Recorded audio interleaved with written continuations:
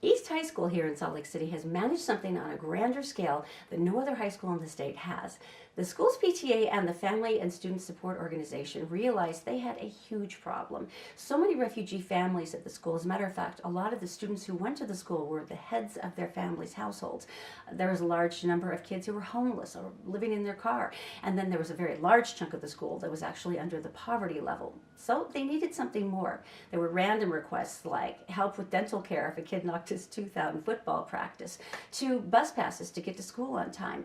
But the biggest problem, hunger. You can't study if you haven't eaten in the last day.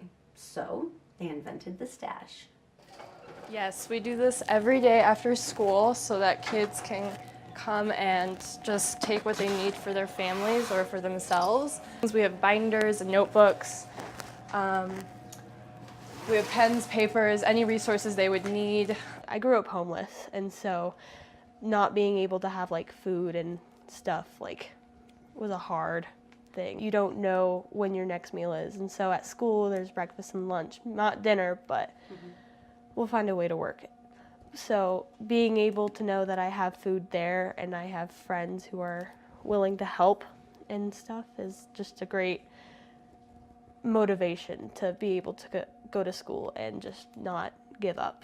It's not just kids who need it for home or something. It's also kid athletes, like football players, volleyball players.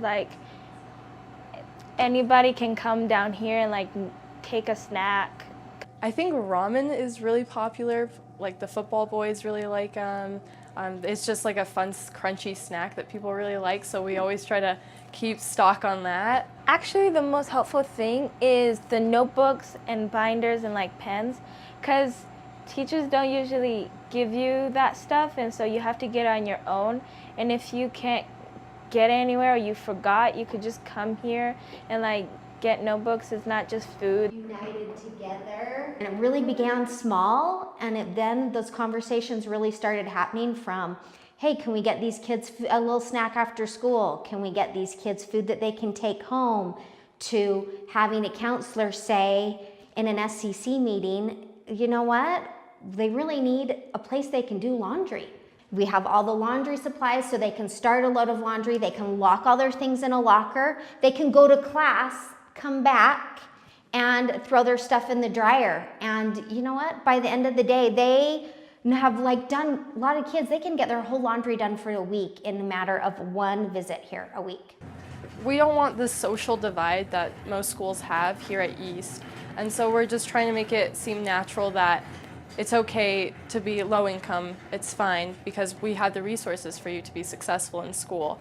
Anybody can come down here, even athletes, or if you're hungry, even teachers or adults come down here and grab a snack if they're hungry. That makes it more oh, so it's everyone's welcome. It's not just the people who don't have as much as the other kids, you know?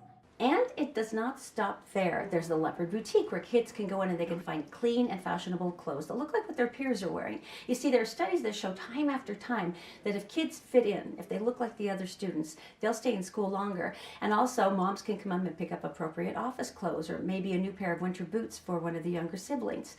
And the trick, of course, for all of this coming together are donations. So if you can donate food or clothing or even fresh produce, if you can donate toiletries, the school needs you. If you can donate money, so much the better. They can make $5 stretch into 20, a dollar stretch into 5.